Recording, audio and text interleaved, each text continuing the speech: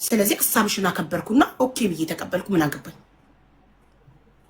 እንጂ እድሜ ልኬን እህቶቼን ስመከር የምኖረው እንደዚህ አይነት ስራ የሌለው ራሱን ማስተዳደር የማይችል ለሴት ልጅ መከታ መሆን የማይችል ሚዲያ ላይ ወጥቶ ብቻ እየሰከረ የሚያቀራሽ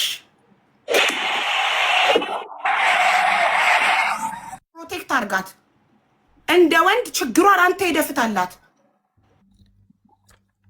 ወንድነት ምን እንደሆነ እወቅ መጀመሪያ። ወንድ ማለት ሰርቶ ሚስቱን የሚያስተዳድር፣ ሚስቱን ዲፌንድ የሚያደርግ፣ ሚስቱን አሳልፎ ለሚዲያ የሚሰጥ፣ ሚስቱ አልጋ ላይ ያወራችለትን ወሬ መጥቶ ሚዲያ ላይ የሚያወራ አይደለም ወንድ። ባለጌ አንተ ከመጣክ በኋላ ኖረዋን እንደዚህ የሆነችው አይገርምክም? ሙሉ ቤት ገብተክ የተስተካከለ ላይፍ ላይ ገብተክ ደግሞ ትንሽ አታፍርም እንዴ? በእርዳታ ብር ኢቃማ የተሰራልክ ሰውዬ ደረትን ነፍተህ ማውራት ትችላለህ? ሰርተ ላብን ፎጭ አድርገህ ኢቃማ ያሰራ መስል እንዴ? ሱቅ ያላት ሴት ላይ መተህ ተለጥፈ። ወንድ ሁን መጀመሪያ። ከኔ ጋር ራሱ ለመነጋገር ስሜን ለመጥራት ወንድ መሆን አለብህ መጀመሪያ። ደፋር። በተረፈ አንቺ ደግሞ ዝም ብለሽ አትነፋረቂ፣ ቆፍጠን በይ። ምንም የተፈጠረ ነገር የለም። ትራቭል ባል ነው። እሱን ደግሞ ፍርድ ቤት ነው የሚወስነው፣ ሰው አይደለም የሚወስነው። ያ ደግሞ ስላለቀሽ አይደለም የሚፈታው። ጥሩ ጠበቃ ፈልጉልኝ፣ ትራቭል ባኔ እንዲነሳ ነው የሚባለው። አቡ የሆነ ነገር ሰማው ከሷ። ምን? እኔ ጉዳዩን ግን አላውቅም በፍጹም። እኔ አዲስ ሆነብኝ።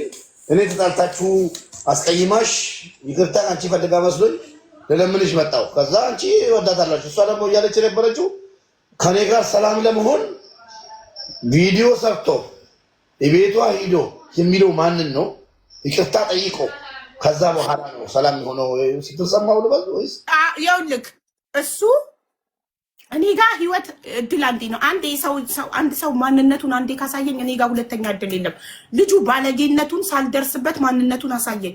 አንደኛ ሀቢባ ተጠቅማለች አለ በረዋን ከተጠቀምኩ ደረሰኝ አምጣልኝ። ረዋን እኔ እርዳታውን ስሰበስብላት 5 ቀን ቁጭ ብዬ 55,000 ድርሃም ከህዝቡ ለቅሜ ሌባ የዘረፋትን ስተካላት ለቅሜ 5 ቀን ለማንም እርዳታ ከአንድ ቀን በላይ ተጠቅም። ማ እንዳለው ማ በል እንዳለው ይናገር እኮ በል እንዳለው ደረሰኝ ይቅርታ ላደርግለት ይችላል። ደረሰኝ ካመጣልኝ እኔ አንቺ እርዳታ ስሰበስብልሽ የከፈልሽኝ ደረሰኝ ካመጣ። በተረፈ አበባ እንጨርስ እዚህ ቤት። ደረሰኝ አምጣ። አንቺ ለኔ የከፈልሽው እኔ እርዳታ ስሰበስብልሽ።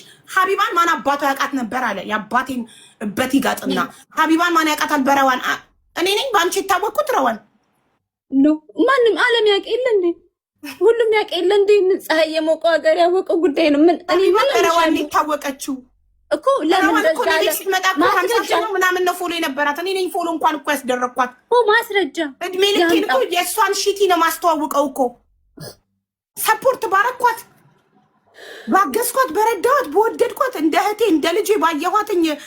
ማንም ባለጌ ረዋን አንቺን አልተቀየምኩሽ። እሱ ብልግናውን ያሳየው። የሚወድሽ ቢሆን ኖሮ አንቺን በትክክል እንደ ሚስት የሚወድሽ ቢሆን ኖሮ ፕሮቴክት ያደርግሻል፣ የምትፈልጊውን ያሟላልሻል እንጂ እየሰከረ እየገባ አፉን አይከፍትም። አንቺ እርጉዝ ሆነሽ እጄን ልቆርጥ ነው እያልሽው ራሴን ላጠፋ ነው እያልሽው እሱ ሰክሮ ላይቭ ላይ ቁጭ ብሎ በስልክ አያወራሽም ነበር። ይሄን ደግሞ አያገባኝም አምነሽ